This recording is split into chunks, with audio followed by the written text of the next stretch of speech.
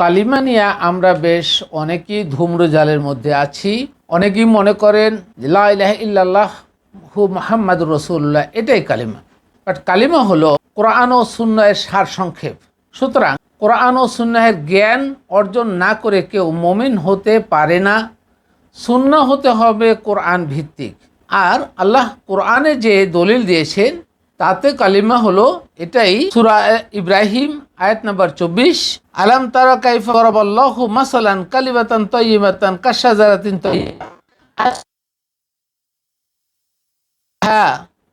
ফিস সামাই।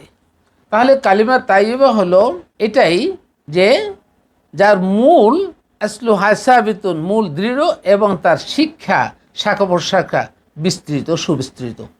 আল্লাহ আমাদেরকে কালিমা বোঝার তৌফিক দিন এবং সবাই যেন এটাই বুঝে আমরা সঠিকভাবে মুসলিম হতে পারি এবং মুমিন হতে পারি।